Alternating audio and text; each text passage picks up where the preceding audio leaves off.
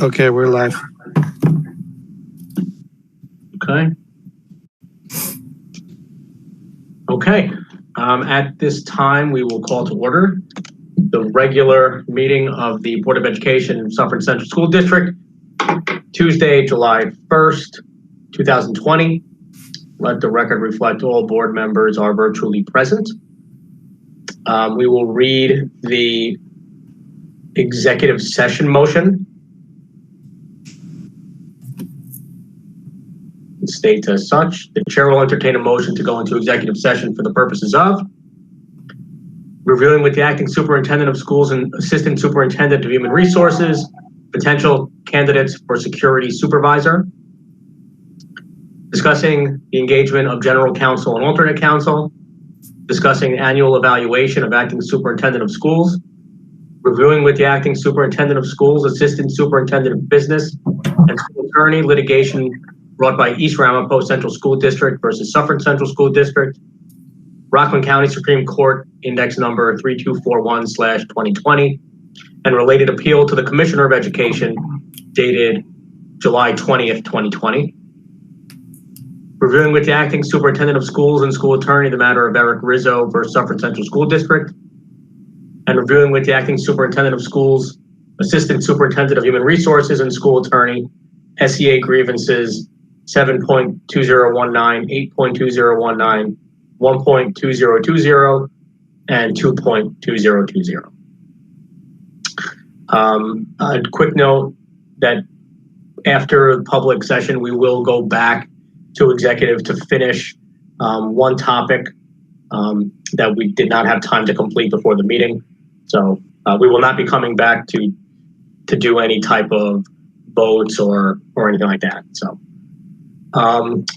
let's rise for the pledge.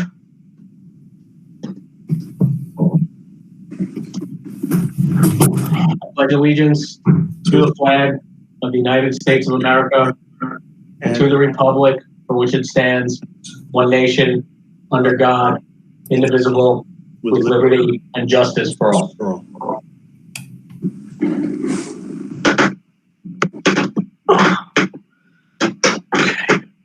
1.07, minutes of the reorg meeting, July 7th, 2020. Do I have a motion? Moved. Mr. McKenzie? And a second? Second. Shapiro? All those in favor signify by saying aye. Aye. Aye. All those against? Any abstentions? Abstain. Ms. Reamer abstains.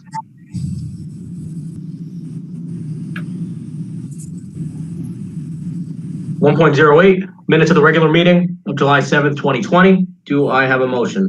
Moved. Mr. McKenzie, second. Second. Mr. Cairns. All those in favor signify by saying aye. Aye. Aye. All those against? Any abstentions? Abstain. Ms. Reamer abstains. 1.09 acting superintendent's comments. Good evening. Later in a little while, we're going to have some information items relating to reopening, specifically an update from our reopening team led by Dr. Castaldo. So I don't want to go into detail about that because she will be going into some detail, but I really want to thank our participants, our staff, our parents, our community who have participated in this reopening. It's huge, it's overwhelming, but it's been it's definitely better for having everyone's input. Dr. Castaldo will also speak about the survey we sent this week, we had an overwhelming response to that, over 1,600 responses, which is fantastic. I just want to remind folks, with that many responses, not everyone's in agreement. So, we're working really hard to put together the best plan, but recognize that not everyone's going to have the same opinions. And that's it. Okay. Short and sweet. Public participation. This is public participation on action items only. Heather, do you have anything for this portion of public participation? I don't know. Nope. Okay. So we'll close that portion of the meeting. We'll move on to action items. There's action items 2.01 through 2.09. I would like to call for a consent agenda. Is there anything that anybody wishes to pull from that consent agenda?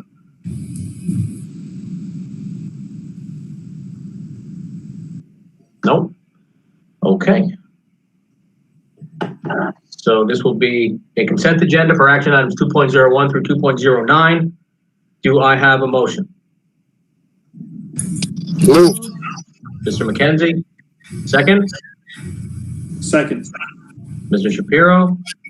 All those in favor signify by saying aye. Aye. Aye. All those against? Any abstention? Okay, excellent.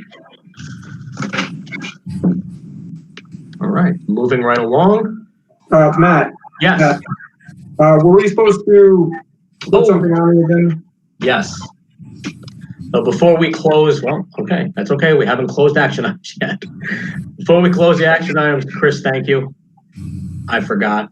We do need to, somebody needs to make a motion to,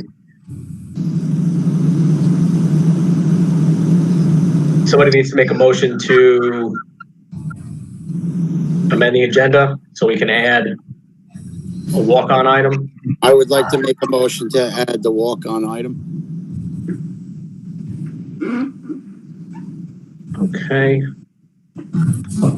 Okay, so Mr. McKenzie makes the motion. Is there a second to that motion? Second. Ms. Reamer? All those in favor of amending the agenda? Say aye. Aye. Okay, so at this point, we will, we'll add, this would be for action item 2.10. And this is in reference to one of the items that was on the exec agenda. Due to time constraints, we need to add it here because our next meeting is too far out to wait to add this resolution. So we're going to add a resolution, be it resolved that the board hereby authorizes Shaw, Perelson, May, and Lambert, LLP to defend the district in the following litigations: East Ramapo Central School District versus Suffern Central School District, Rockland County Supreme Court Index number 32417/2020, and matter of Board of Education of the East Ramapo Central School District et al. Versus Suffern Central School District et al. An appeal before the Commissioner of Education regarding health services bills dated July 20th, 2020 at the hourly rate of $210 for such services. So do I have a motion on that resolution? Moved. Mr. McKenzie. Second? Second. Ms. Reamer?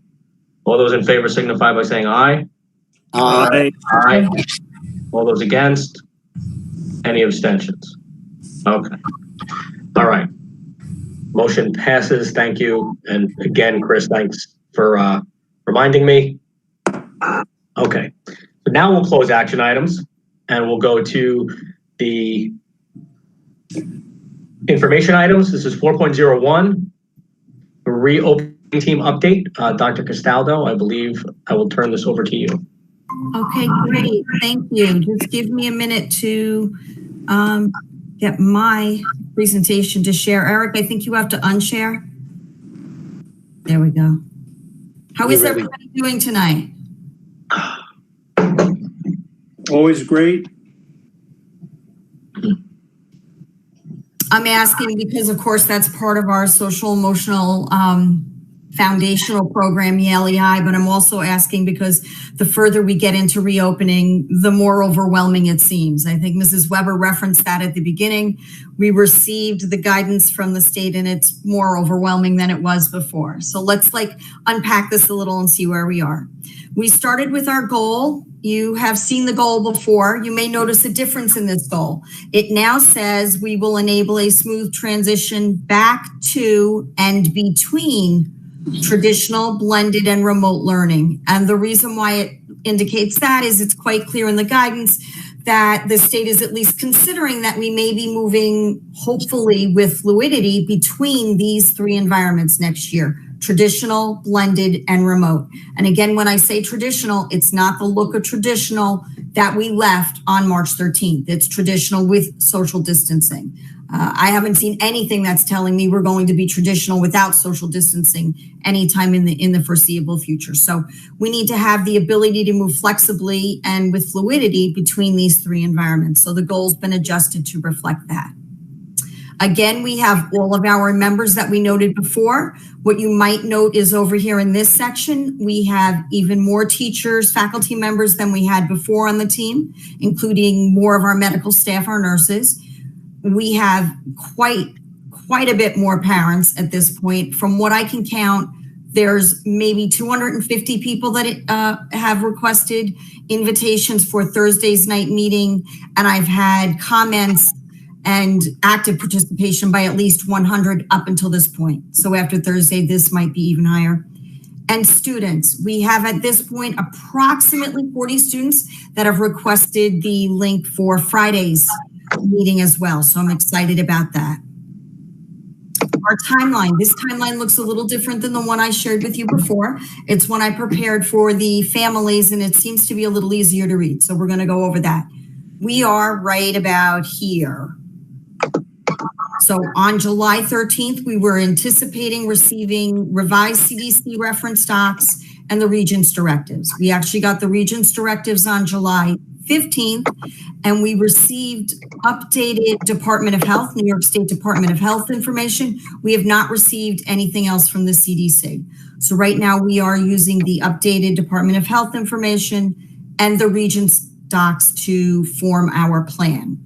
The work in this section right here is the work that's going on right now. We talked about that a little last time, and I'll go more in depth on our next slide.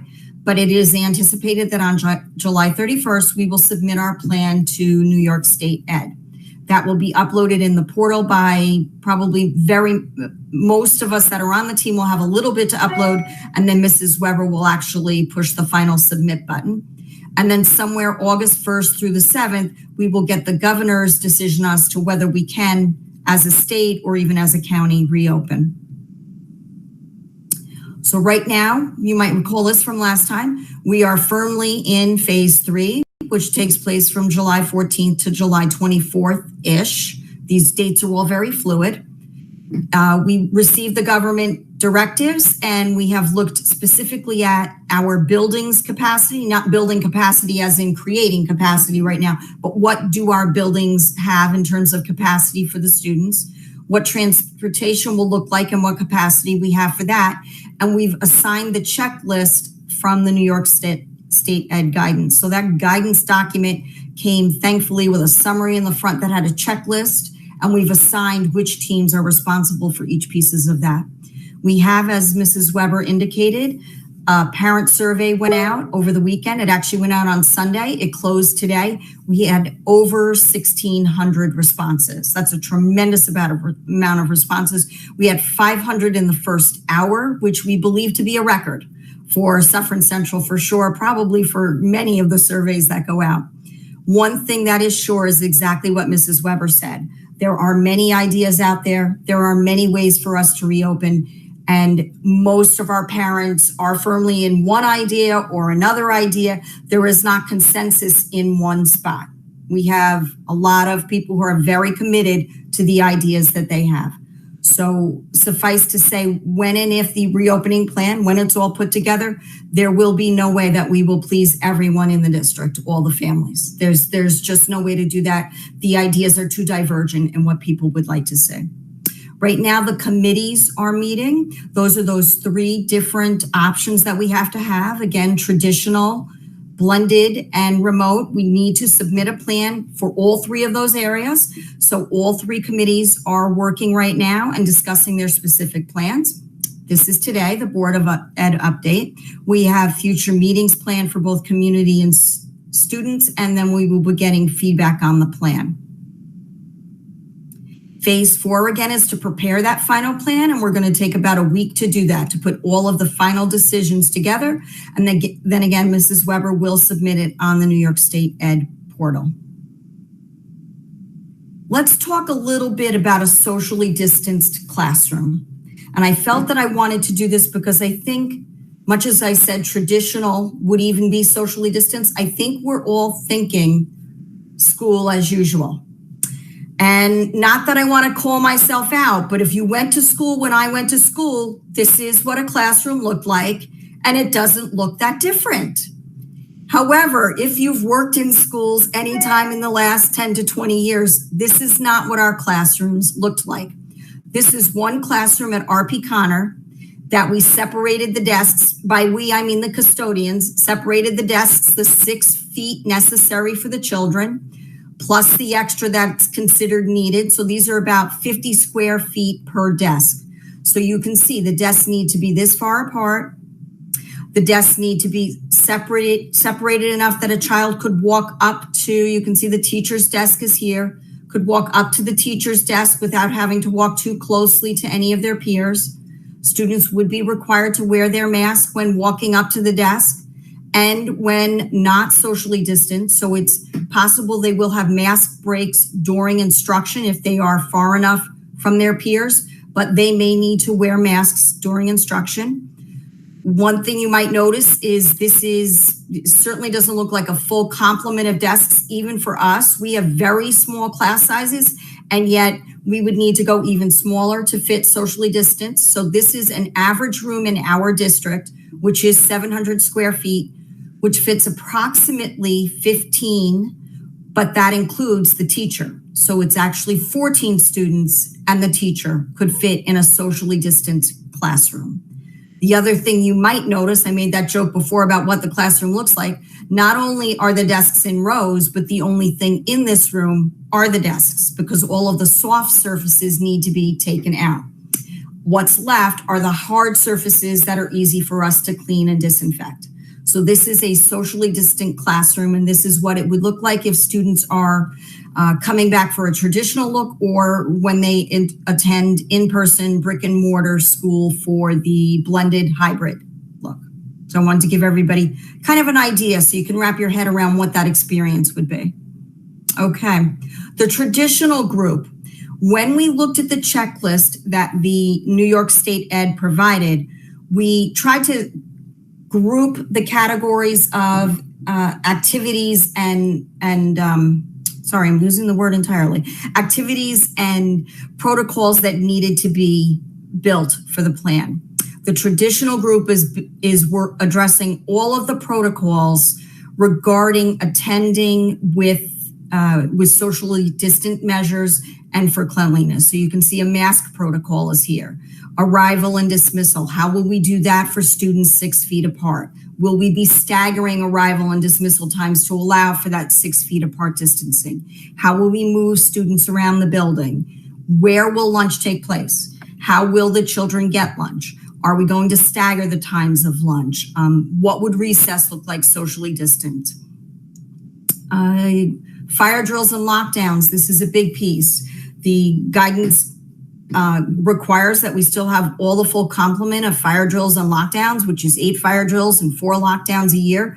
And if we are using cohort system of students, we really would be running 16 altogether because we would need to make sure each cohort had their full complement of fire drills and lockdowns. And again, how are we affecting fire drills and lockdowns while we're social distancing? So the traditional group, again, is dealing with all of these nuts and bolts of the program so that we can put it into the plan.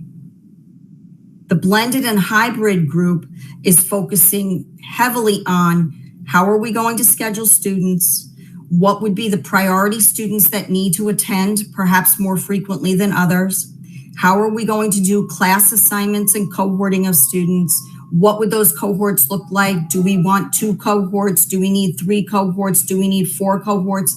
They are examining all of this information. They are looking at how we spend the time in school, building a supportive transition back to school and relationship building, because we have found that once we're on remote instruction, it's key that there is a relationship between the teacher and the pupil for that to be successful. They are looking at all of that information such as that.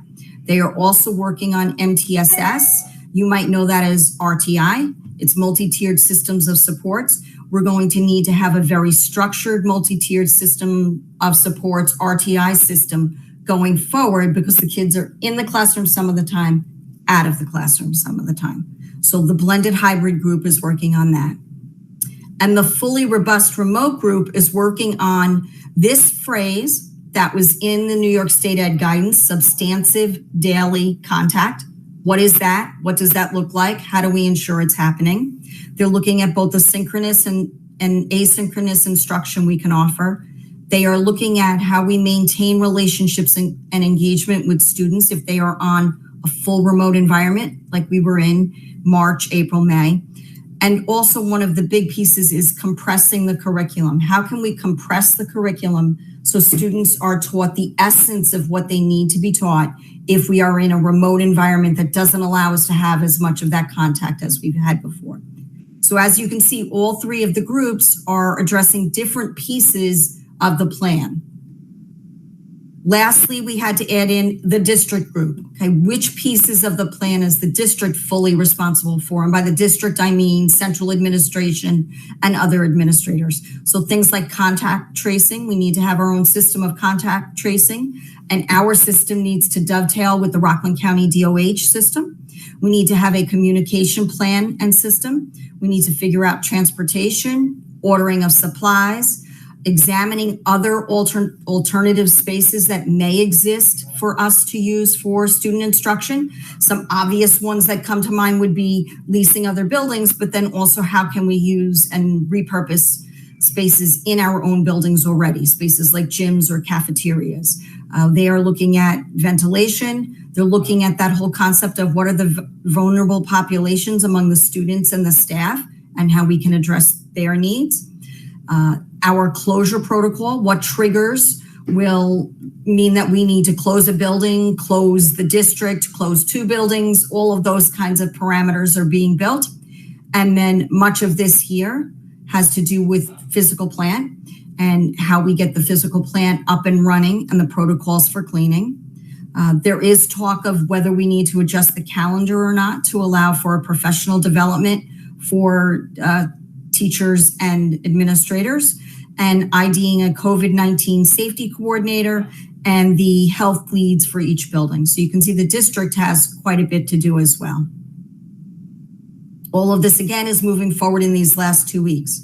We get to phase 5 after we submit our plan, and that would be notifying the stakeholders on and communicating to them all of what has been decided, the schedules, the protocols, the daily screenings that we have to have, completing the plan checklist, and waiting for the governor's decision, which is based on metrics as to whether we will be actually opening or not. So the county needs to be in phase 4, which it is currently. We need to have an infection rate below 5%, which we have currently. Right now, Rockland County is floating around 1% infection rate.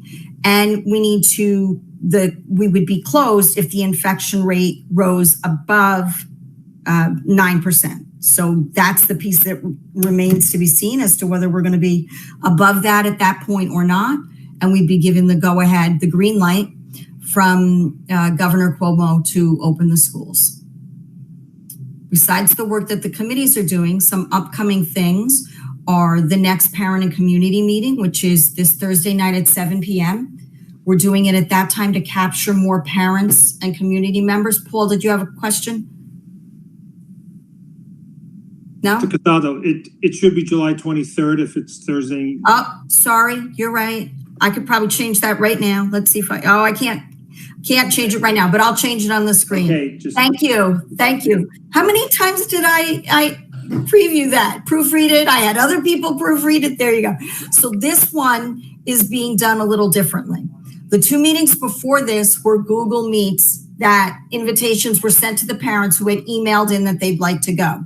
We have now expanded past the amount we can fit in a Google Meet.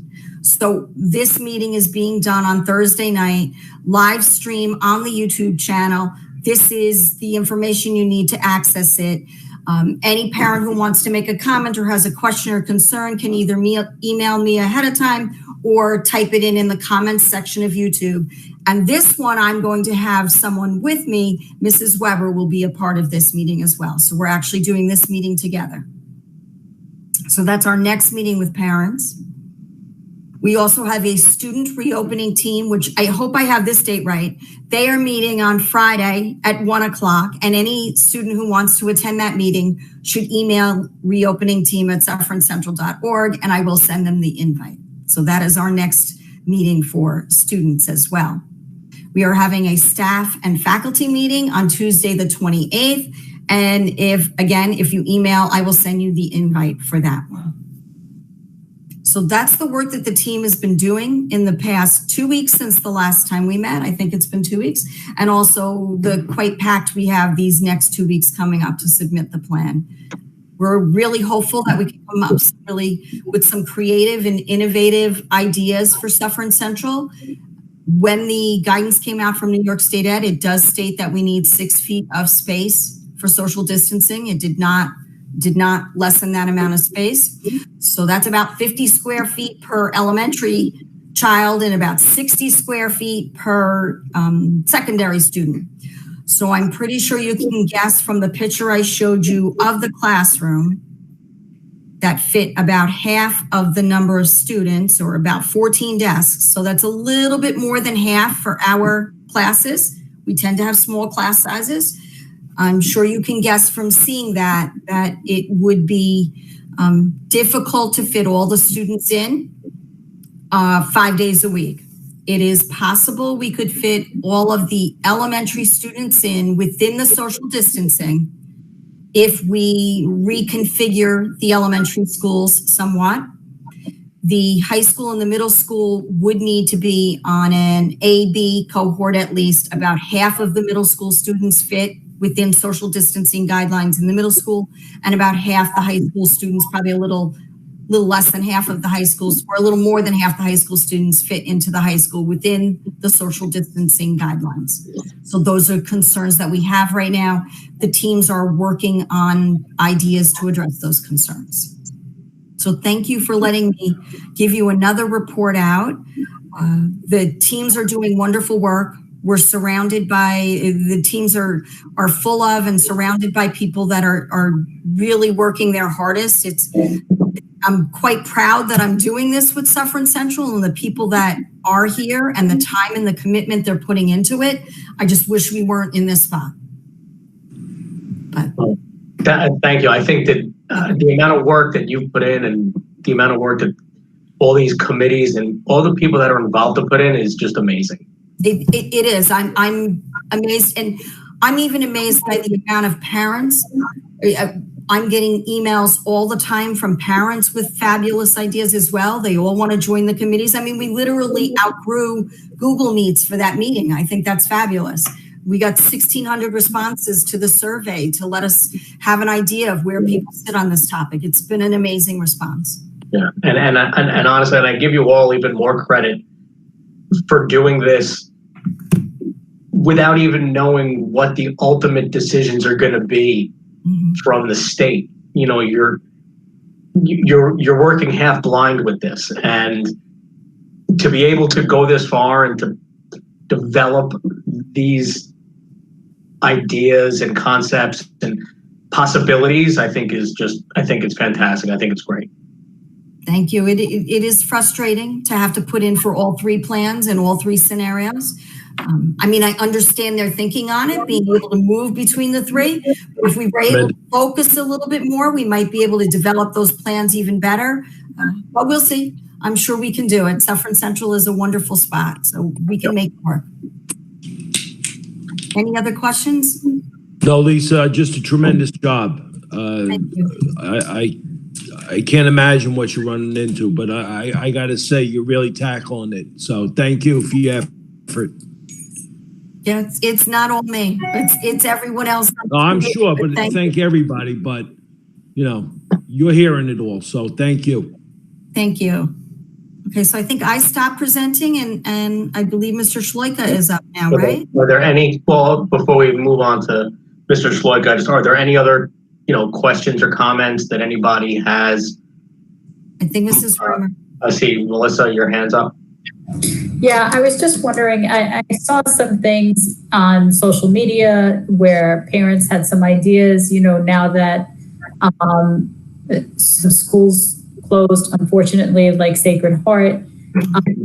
Has anybody seen, are they closing the school because they just don't want to have the kids in that space? Or is that an option to even use other facilities or, to get more kids in the classroom?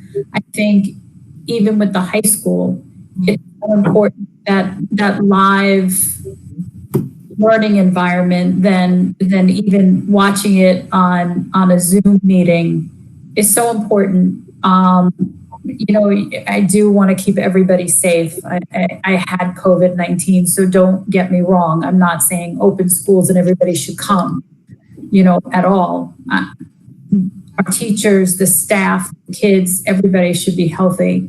But if we could keep people far enough away and have them in a live learning environment, that would be great. But if that's not doable, I understand. And I think you did a fabulous job, and everybody who's working on it and people in the community giving their time to help with this is amazing. So to address your immediate question, I'm not sure why Sacred Heart is closing, other than I know that the Archdiocese is closing. I think it's 7 or 8 schools and they're scattered around. And this has been something that's been happening in the Archdiocese for the past 20 years or so. There's numerous schools that have closed in Rockland County. I do know that we had that thought of Sacred Heart. And I do know Mrs. Weber, because I keep annoying her to do it, keeps trying to get in touch with someone at the Archdiocese. The last time we spoke, they had not returned your call, correct? Yes, so I've reached out to the Archdiocese. They have not returned my call. I also reached out to BOCES because BOCES leased space in another school in the county a few years ago. And BOCES explained to me that it's not actually the Archdiocese, it's a real estate company. So they're putting me in touch with the real estate company that does that. However, they also mentioned that it's the most expensive lease they've ever done. So I am waiting for someone to get back to me. I'm very interested in looking to it as an option, but it's not looking promising at this point. And the cafeterias aren't like space that we can, makeshift into classrooms or something like that. So, of course, any of the large spaces could be made into classrooms, but the minute you make them into classrooms, you can't use them for what they were intended for. So if we did want to do things like phys ed, the requirement for phys ed is actually 12 feet of space. So if we wanted to give every child that experience at least once a week, let's say in the elementary school, they'd have to be walked carefully there, 12 feet apart, et cetera, et cetera. That would be fabulous. But if we use that as a classroom, we can't do that. The same with the cafeterias. For the most part, we're looking at probably lunch in the classroom.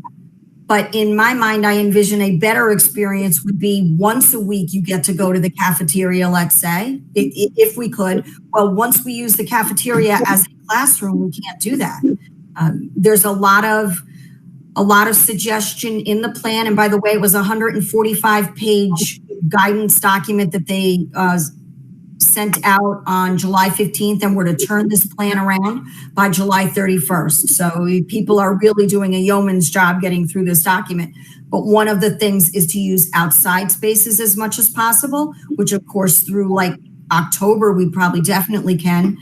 Then it wouldn't be so bad maybe to use the cafeteria as a classroom space, but it's something we have to really weigh the pros and cons of doing before we do it. So that's what those teams are talking about. How can we use those spaces in creative ways? What other spaces do exist in the buildings that we can use in other ways, and how we can give the children the best experience, the most time in possible that we can conceivably do with the best experience possible, and keeping it as close to the experience of which they're used to as possible. I mean, I joked at the beginning, that classroom, that socially distant classroom, if I walked into it, no big deal. But I'm considerably older than the children we have walking into it. And that is not an experience they're used to at all. So then we've got that whole shock factor. So we're trying to make it as similar as possible with as much opportunity as possible for the students. So we're not counting anything out yet. They're exploring everything, but we are looking at, what would we want most for students. Dr. Casado? Mm-hmm. Hello? Yes. Quick question. Have you had a chance to look at these surveys to see how many parents are interested in the 5-day week or the blended or, fully online? Right. Are they giving you any indication in terms of numbers? So the numbers are there. We haven't had time to fully unpack the numbers because we just shut the survey off, I want to say at 3:00 today. We've had 1,600 parents respond. Overwhelmingly, people want some sort of in-person experience for their child, meaning 100% remote is the least favorite choice. And then we have the other choices of having in-person blended and different cohort days of doing that. Parents are pretty much split on what they would want the most. And that's when Mrs. Weber and I referenced, we're not going to make everyone happy. We are definitely not going to make everyone happy because it's pretty much not 50-50, but there's some really heavy percentages of people that want one idea or another idea. I can give you more on that probably the next time we meet, but right now, looking at it quickly, that's what it looks like. Thank you. Okay, any other comments or questions? Thank you for your All support. right, great. Thanks again. Okay, let's get that agenda. Okay, so 4.02, this is going to be information about closure and reopening and any savings and expenditures that were directly related to COVID over the last few months. So Steve, I'll let you take that. Okay. One of my screens here, I'm operating 2 screens, so let me see if I can grab the right one for you. Here we go. Hey, Tommy turned his lights on.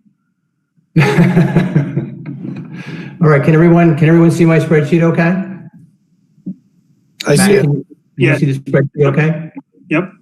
Okay, what I did is, Can you make it a little, the type a little bit bigger? sure, give me just 1 second.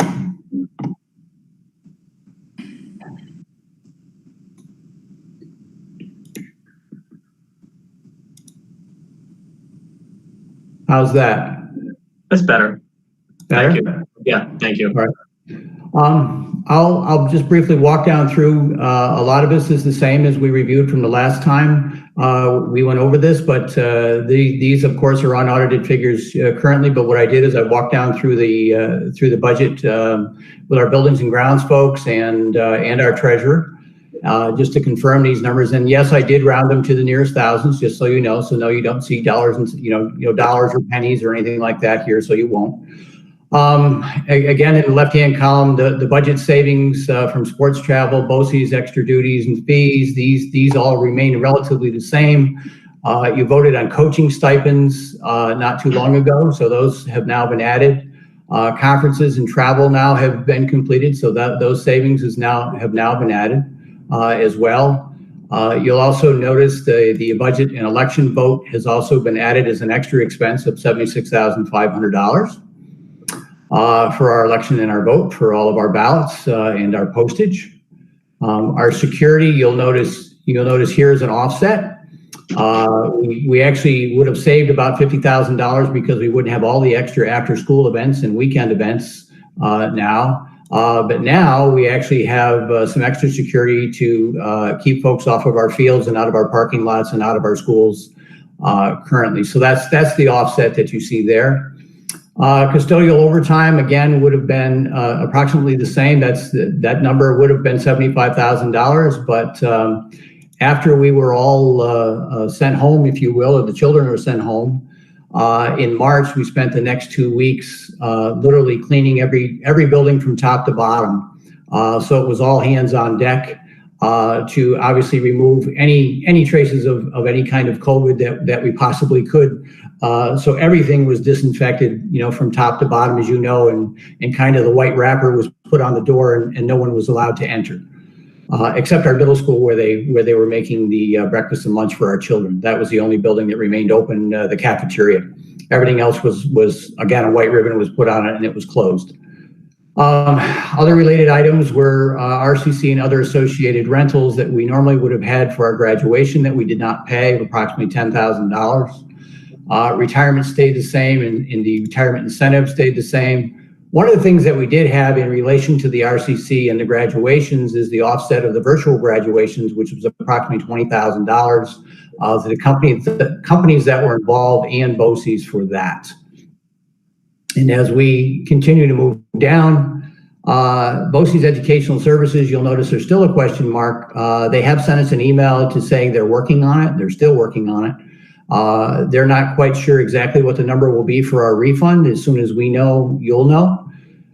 So that's still up in the air. The contract, the transportation contract, I'll talk about briefly. This number is $2.675 million that we have not paid to our contractor on the balance of their contract, obviously because the services weren't performed. I have one caveat with this, is we still have not received any guidance from the New York State Education Department whether or not we are going to be required to pay them or not. I have heard that some school districts in our area have paid up to as much as 60% of the balance of their contracts to their transportation companies, but I've received no guidance from the school districts that have done that or New York State Education Department as to why they may have done that. So the stance right now is we're going to stay status quo until we receive the proper guidance and authority to make any kind of more payments for transportation. I will say this, the next column down here, you'll notice the food deliveries. Currently through the end of the year, we spent about $96,000 on food deliveries, delivering meals to our children in the district. We're up around about 800 family mark now, which is very, very good. They're doing it 2 days a week now. We went from every day of the week down to 2 days a week, as I'm sure you may know.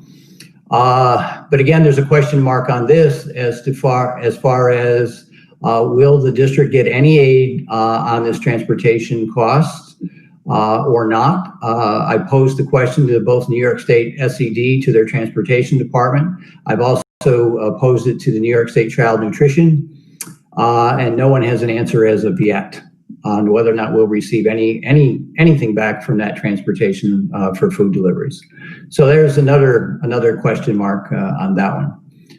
The next line item, the PPE items, gloves, masks, extra cleaning materials.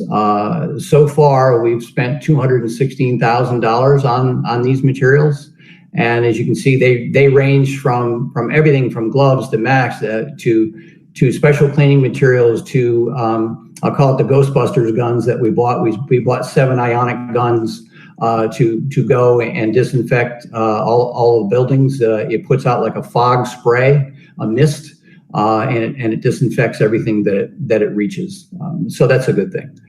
COVID signage, you'll see $2,500. That will obviously increase in next year's budget as well.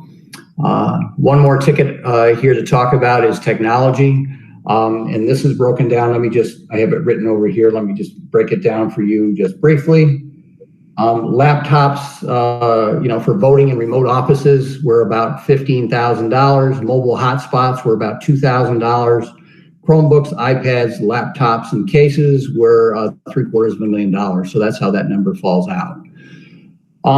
In adding to what Lisa Castaldo said, moving into next school year, it's going to be interesting trying to pick up what the costs are going to be. I'm going to change my screen here just for a second. I hope you can see this and see it clearly.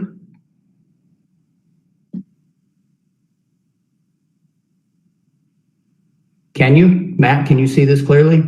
I can't read the, I can't read the individual lines in each color block. Okay. But the numbers. Let me see if this helps briefly. No, I can't get it over there. Okay. Well, in any case, I'll just give you the bottom line figures here, just so you know what they are. What this is this was actually put out by the New York State School Boards Association in concert with the New York State ASBO, which is the School Business Officials Association, with the Association of School Business Officials International. And basically what they did is they went all across the country and did a big survey of schools. And this is an average school district of approximately 3,600 students with 8 buildings, 183 classrooms, approximately 330 staff, and 40 buses, transporting only 25% capacity. And that was to comply with social distancing at the time.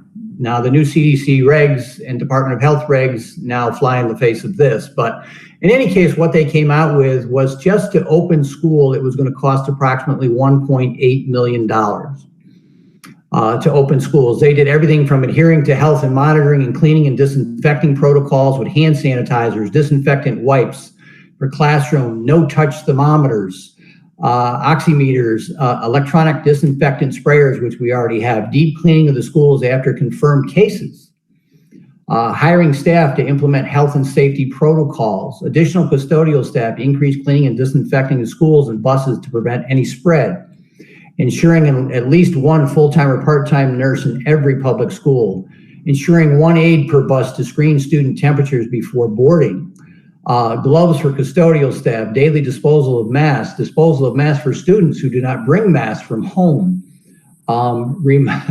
resume before and after school childcare programs, fog machines for cleaners for the buses, hand sanitizers for buses.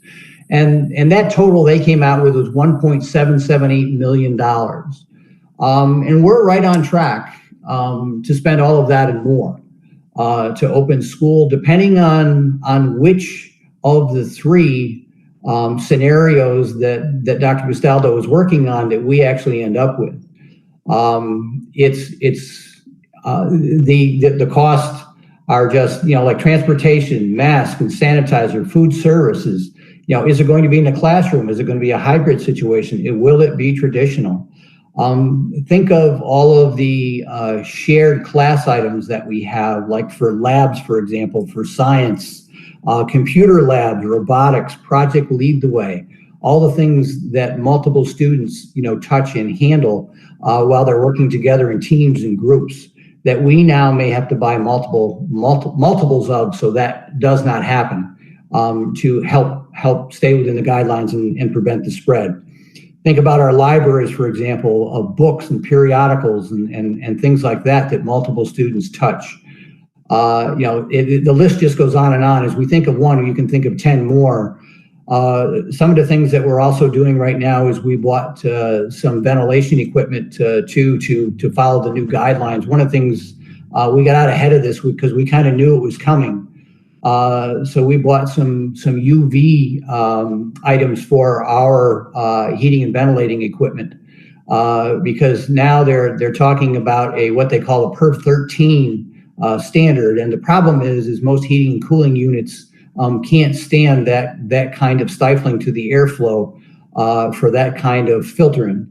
So the other option is to use a UV light to kill any bacteria and germs that may be there, and use your regular airflow system filters, which we'll be able to do.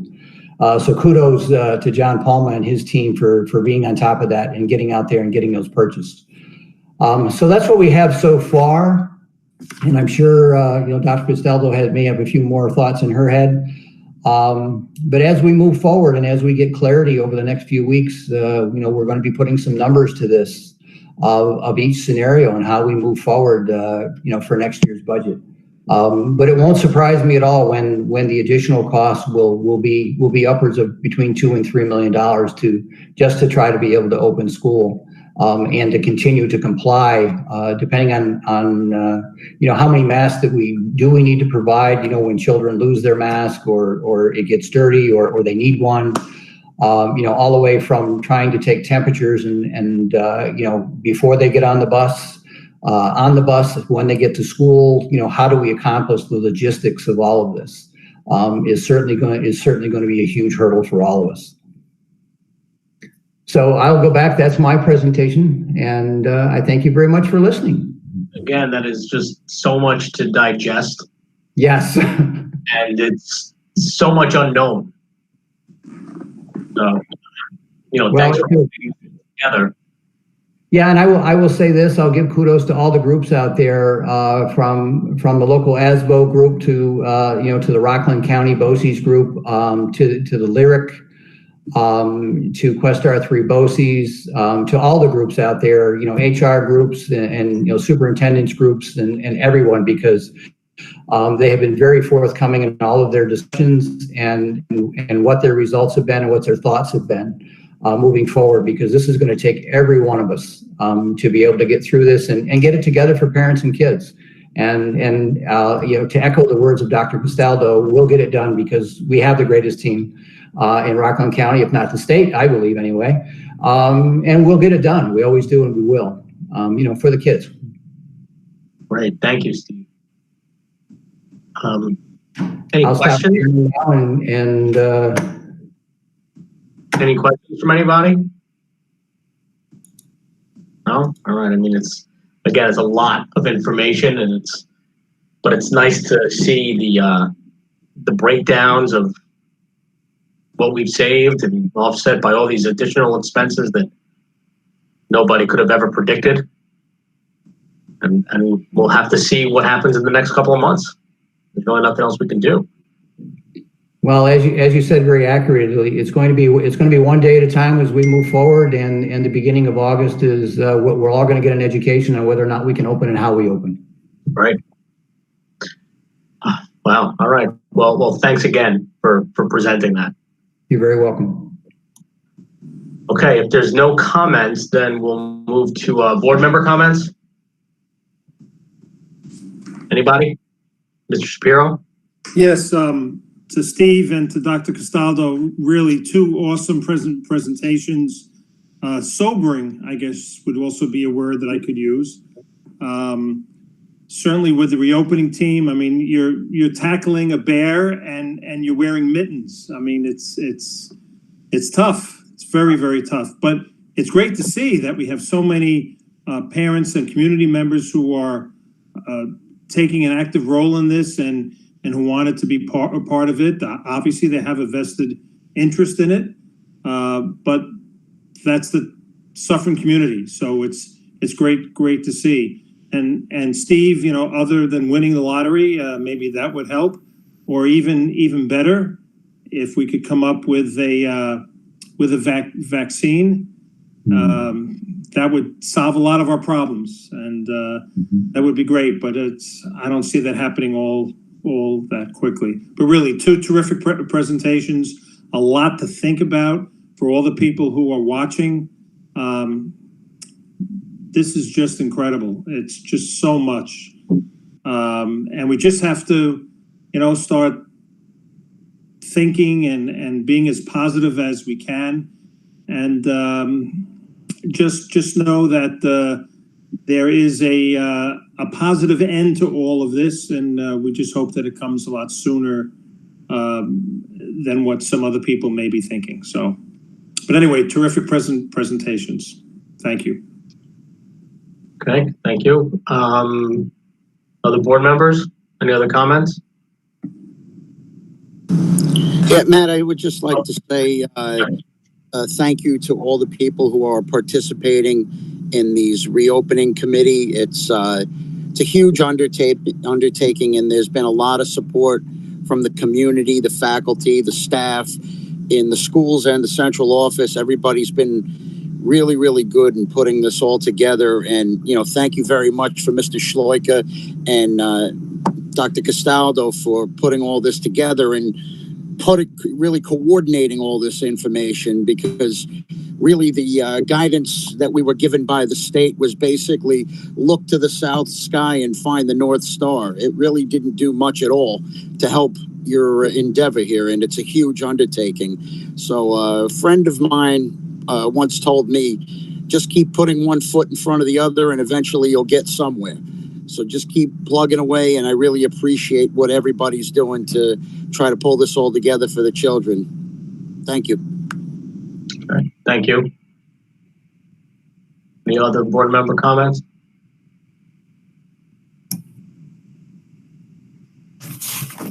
No? Okay. We'll close that portion of the meeting. Public participation. This is public participation on any district-related matters. Heather, do you have excuse me? Do you have any comments to read for this portion? Yes, I do. Okay. Can you tell me how many? Do you want me to begin? Oh yeah, no, I just asked you how many. Oh, I think it's 6. 16. Okay. Yep. It's from Suzanne Kronk. I have a daughter who will be going into 3rd grade at RP Connor. I am writing with concern to the reopening of the schools for the 2020-2021 school year. I have heard talks of the students of RP Connor being relocated to other schools. This raises a huge concern to my family, as I know it does to other Connor families as well. On March 12th, the day before the kids were let out of school for the last time, my husband was diagnosed with leukemia. It has been months of battling with weeks at a time that my kids have been unable to see their father. Next month, he will go in to have a bone marrow transplant with another 6 weeks of my kids not seeing him. I feel if my daughter had to start at a new school this fall, that it would be extremely damaging to her, especially without her dad here. Every child has had their world turned upside down with the virus. My kids have had it and turned that much more. I ask that you please not move the kids to different buildings. Every Connor kid loves their school, and I feel that online learning, at least for the start of the year, would be better, not to mention safer option than moving them. Thank you very much for listening to my concerns. Thank you. And this is from Elizabeth Kendall. I recently participated in the school reopening survey that was distributed to Suffern Central School District parents and was sincerely concerned about the full return option for elementary school children. I understand that the district is trying to get its youngest students back to school, but I strongly oppose the possibility of splitting children into different schools. I have 2 children who attend RP Connor, one going into 1st grade and the other going into 3rd.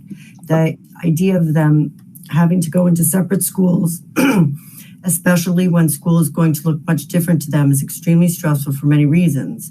Most guidance is suggesting to create smaller cohorts of students to limit exposure. Bringing students in from different neighborhoods with different teachers is potentially risky. Having to drop off and pick up at the 2 different schools because they will not be riding the bus creates an additional challenge that impacts my ability to go to work. I'm certain that this will be the same for many other parents. Also, children will have been out of school for many months before September comes around, and I can argue that emotional stress of starting a new school will not be conducive to learning.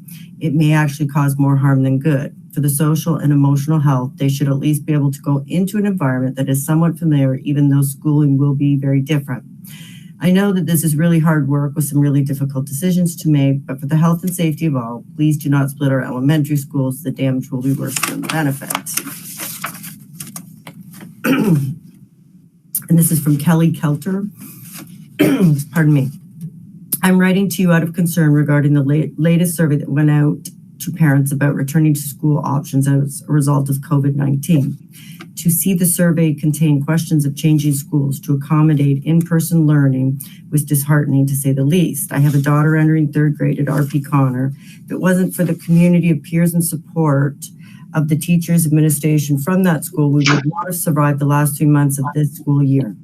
These unprecedented times have resulted in a mixed array of emotions, concern, and fear of the unknown. The idea of them planning a return to school by moving students to different elementaries will only heighten the fear and anxiety that is shown by so many young students as a result of the disruption in their lives due to this pandemic. As a parent, I will let you know that I am absolutely against this. I understand that no one knows what the school year will look like, but I will tell you the emotional well-being and stability of my daughter and other students like her will be maximized under the support and guidance of teachers and staff alike at the school she already is familiar with. R.P. Connor's family. It is comfort, it is trust and reassurance that everything will be okay. For that, my family and I are forever grateful, as this will be instrumental to her success in the upcoming school year, whatever it may look like.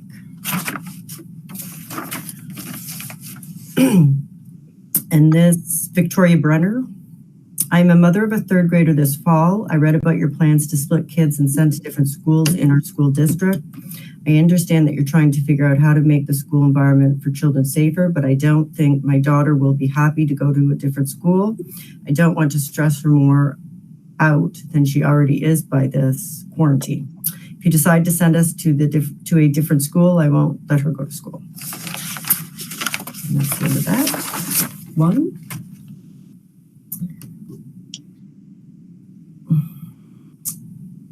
This is Tyrone and Angela Hogue.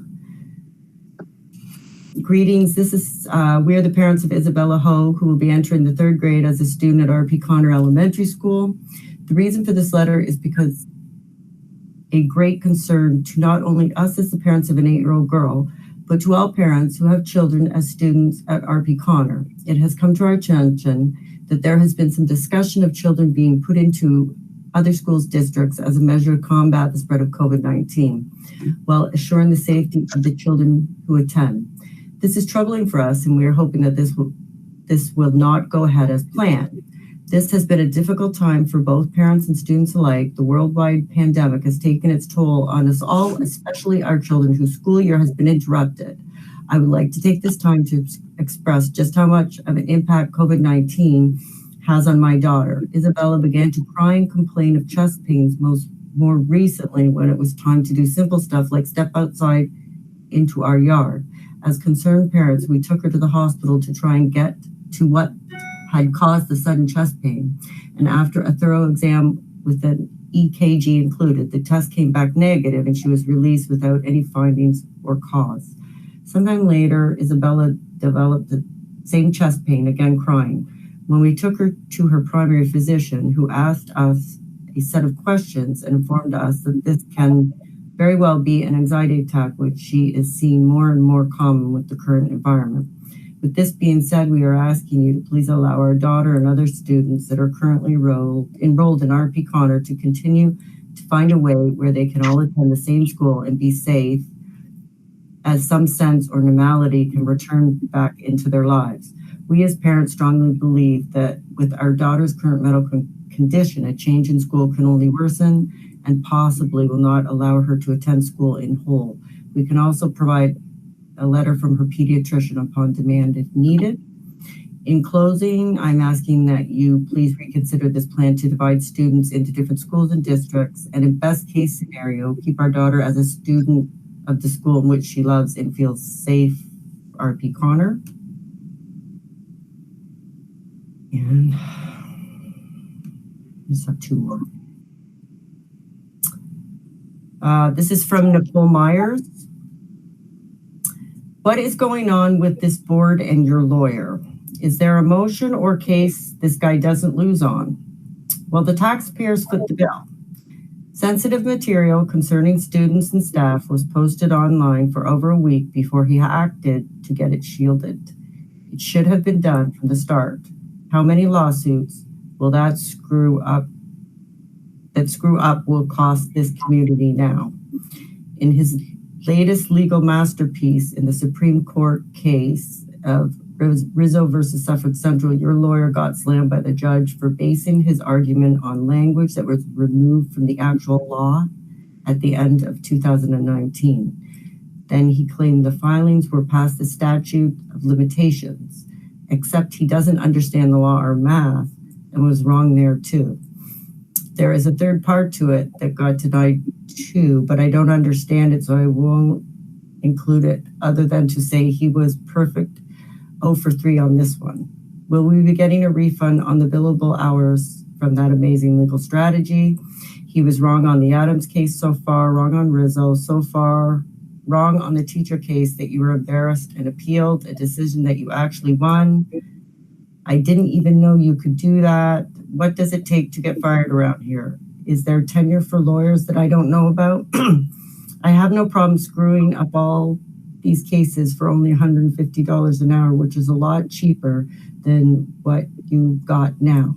Don't you dare cry poverty when this board wastes so much money on this useless lawyer. I can't wait to see how he screws out COVID-19 related issues if school ever reopens.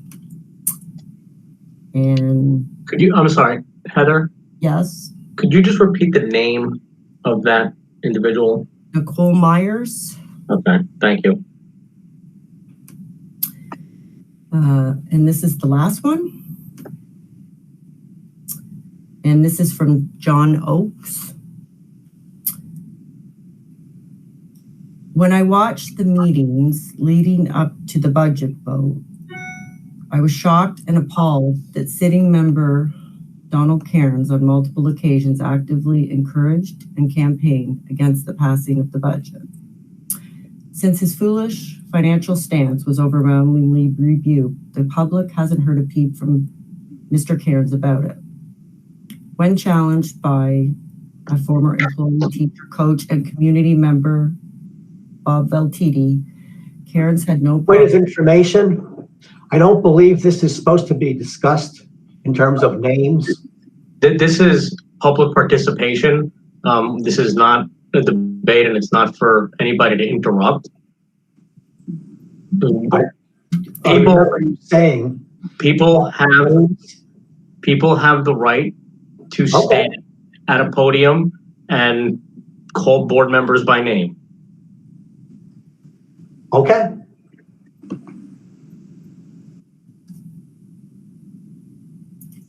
Just give me a minute.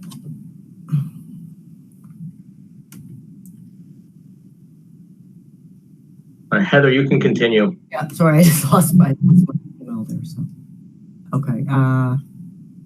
Okay. When challenged by former employee, teacher, coach, and community member Bob Veltiti, Cairns had no problem spending a ridiculous amount of time defending himself and bashing the local legend who was exercising his right as a taxpayer to speak out. But since the budget smackdown, there has been crickets from Mr. Cairns and the other two Board of Ed members, Mackenzie and Reimer, who voted against the budget. Are they embarrassed? Do they think the public will forget when their terms are up at the end of the next school year that they had a vision for this district? One that resembled East Ramapo, and it got rejected wholeheartedly. I can understand that Cairns is maybe too busy constantly commenting on his anti-Republican, anti-Trump Facebook page to comment on the passing of the budget and his defeat. How anyone who is politically conservative in this district could feel like they would get a fair shake in having to deal with this board after reading the vitriol of Cairns' posts on social media is a mystery. I would suggest Mr. Cairns get treated for Trump derangement syndrome, turn the computer off, and get to work trying to mend some fences in the community, starting with an apology to Mr. Veltiti for using his bully pulpit to assail him, or resign. That's actually a better option for everyone involved. And that is it.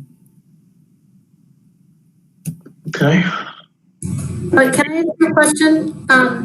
Where is that email from? Mr. John, it's from John Oakes. And what does he say his relationship is to the school? He doesn't. Okay. All right. Thank you, Heather. Okay, we'll close this portion of the meeting. Closing comment of the acting superintendent. Thank you. Again, I'd like to thank Dr. Castaldo and Mr. Sloika for your very informative presentations and all of your hard work that has led up to that point. We mentioned a few times tonight, food service got mentioned, and I want to again thank our food service workers who continue to provide meals. Mr. Schleicher said we're up to about 800 families now. They're coming in twice a week, but preparing meals for the whole week. So they do those on 2 deliveries during the week. Those are our cafeteria workers, as well as a number of staff volunteers. We had a crew that was volunteering to help during the spring. We have a different crew for the most part coming in over the summer just to help them to get the meals out. I also want to thank our high school and middle school growing gardens that have donated a tremendous amount of beautiful, vibrant, fresh produce to our food pantries and people to people. And of course, those organizations that continue, the Sloatsburg Food Pantry, People to People, and other organizations that continue to feed our families during this crisis. You know, we all have differences of opinion here in Suffern, but we always do right by our people who need it. And it's just really an honor to work with so many folks who are committed to taking care of our own. Okay. Okay, was that it? Yes. Oh, okay. You sort of ended, it seemed somewhat abrupt. Sorry. All right, great, thank you. Okay, at this time, we will make a motion to adjourn the regular meeting. And as I said at the beginning, we are going back to exec to finish one item. There won't be anything for us to come back and vote on. So that will be the end of the night. So do I have a motion to adjourn the regular meeting? Moved. Mr. McKenzie, is there a second? Second. Mr. Shapiro, all those in favor signify by saying aye. Aye. Aye. Aye. Okay. This meeting is adjourned. Thank you all for participating and for watching and for all the presentations. And we will see you in a few weeks.